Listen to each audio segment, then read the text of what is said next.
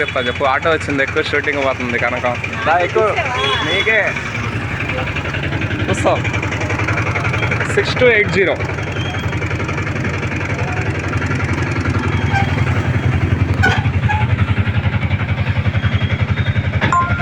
కనకానికి shoot వచ్చింది. Short film cinema. 2 రోజులకి బాధపట్టి అనవసరం బస్సుకున్నా డబ్బులు ఖర్చు పెట్టేస్తానన్న. ఏంటో నేను అలా మూవీకి వెళ్ళాలి అనిపించిందమ్మా. మనశ్శాంతి లేదు. నేను నా పెట్టుకుని నొక్కేస్తుంది కదా. నిన్న మూవీకి పోవాలనుకున్నావు కానీ టికెట్లు దొరకలేదు. అది నొక్కిన వల్ల ఒళ్ళంతా అలసిపోయింది. అలా చేయకూడదు అసలు. ఫుల్ వార్నింగ్ ఇచ్చా, ఇంకోసారి అది ఉన్నప్పుడు నన్ను పిలవకోవాలి. అది మెంటల్గా అంటారు. ఇది మెంటల్, అది మెంటల్. మెంటల్ అయితే వేరే వాళ్ళు అనేస్తారా? అన్నపూర్ణ స్టూడియో ఇది.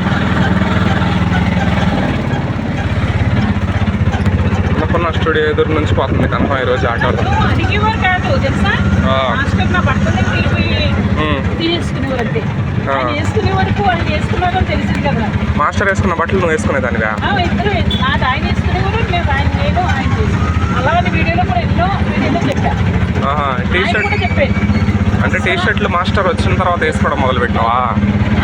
మాస్టర్ నాకు ఇవే డ్రెస్సులు కానీ మాస్టర్ పంచి పిల్లగా నన్ను చూసి పిల్లకుచ్చుకున్నా తీసేనా అన్నారు. ఈ మొక్క నన్ను చూస్తే ఏదో ఇబ్బంది పడుతున్నట్టుగా ఉన్నదమ్మా అన్నారు. చెప్పలేదు కదా.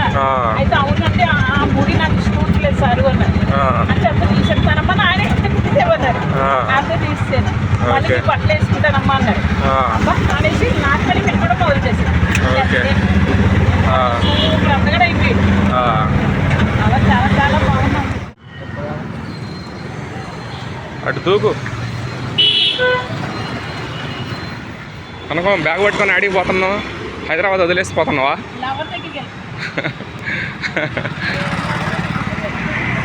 కనుక ఇటే అటు కాదు, మెల్లగా. రోడ్డు బాగాలేదు, జాగ్రత్త. ఇక్కడ సమాధులు ఉన్నాయంట. పోయి అమ్మ నిజంగానే ఉన్నాయిగా.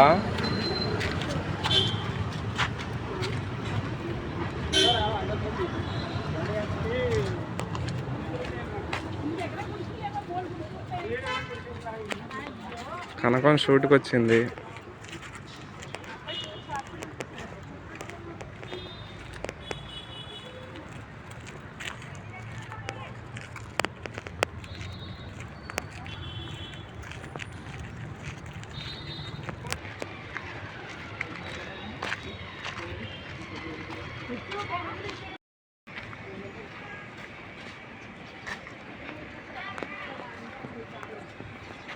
బాగున్నాయి. సినిమాకి వెళ్దామా? టికెట్ నీదే, డబ్బులు నీ అయితే పోదాం.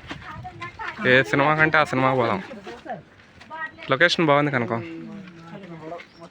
కుక్కకి హాయ్ చెప్పు.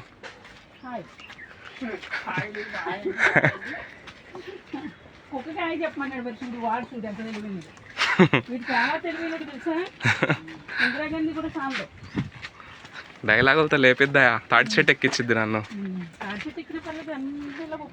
కొండ ఎక్కు నువ్వు ఫస్ట్. నీకు ఒక ఎక్సర్సైజ్ అయిపోయింది పోయి రోజు. ఇక్కడ నా షూట్ నీకు.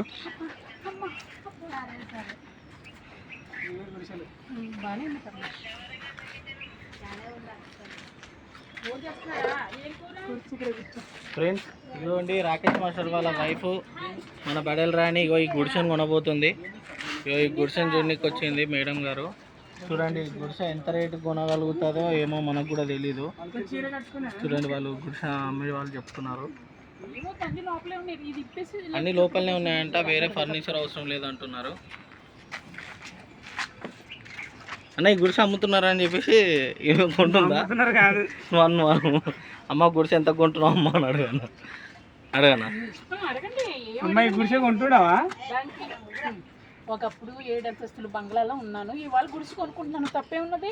ఆయువర్గాలు బాగుండాలి. ఏదున్నా నీ 7 అంతస్తుల్లో ఉన్న ఆయువర్గాలు వద్ద టింగుమంటావు.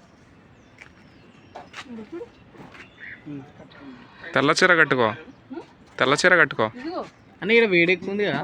అవును. మళ్ళీ ఇటు నుంచి ఇటు లోపలికి వేరే దారి కూడా ఉందా? అందుకే నేను ఆ బండ్లు టాటా ఏసీలకి ఎట్లా వచ్చింది ఇంత చిన్న చిన్న గల్లీలో? ఏం పరిస్థితి వచ్చింది కనుక నీకు చెత్త ఏరుకునే కనుక. నువ్వు ఇంచక తీసేసుకెళ్ళంటే ఇప్పుడు వీడియోలు తీసేసుకో. కష్టపడమన్నాడు, ఒక 2 గుణాలు చేయొద్దు అన్నాడు. మంచితనం దొంగతనం చేయొద్దు అని కష్టపడి ఏదైనా చేసుకో. రోడ్డు మీద పేపర్లు వేసుకో, రోడ్డు మీద కష్టపడి గోసెట్టు కష్టపడి అన్నీ చెయ్యి అన్నాడు. అందుకు నా అంతకు నేనే నిర్ణయం తీసుకున్నాను. గవర్నమెంట్ వాళ్ళు గుడిసి ఇచ్చాడు, ఆ గుడిసి తీసుకున్నాను, హ్యాపీ దాంట్లో అలా కొనుక్కున్నాను. కాకపోతే ఇప్పుడు పేపర్లో అది కాదు, ఇదంతా స్టోరీ చెప్పండి కానీ అమ్మను అతను తిరిగి ఏరుకుంటా ఉండు, ఇటు గెలుపుకుంటా ఉండు. నేను పిలుస్తా అమ్మ అని పిలుస్తా. అప్పుడు ఏంటమ్మా పరిస్థితి అంటే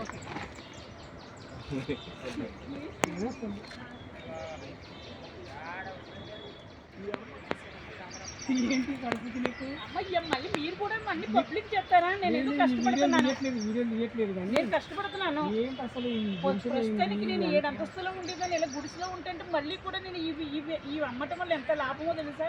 బోల్ డబ్బులు వస్తున్నాయి నాకు. రోజుకు 1000 రూపాయలు సంపాదిస్తాను, 500 సంపాదిస్తాను. అంటే నేను ఏమి సార్ ఇది కాటికి 200 సీరా.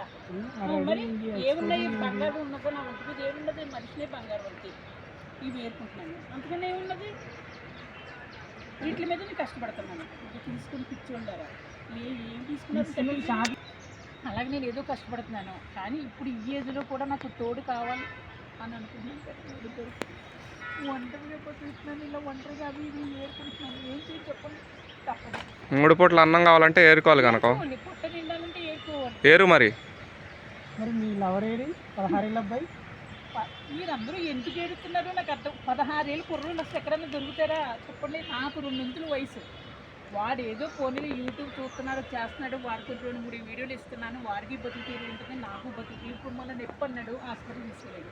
ఇప్పుడు ఇక్కడికి రమ్మన్నారు. మరి నా గుడిసెలో ఎవరుంటారు తోడు? నొప్పి నా బొక్కలోని నొప్పి ఎక్కలని అడుగుతామంటే గుండెల్లోని.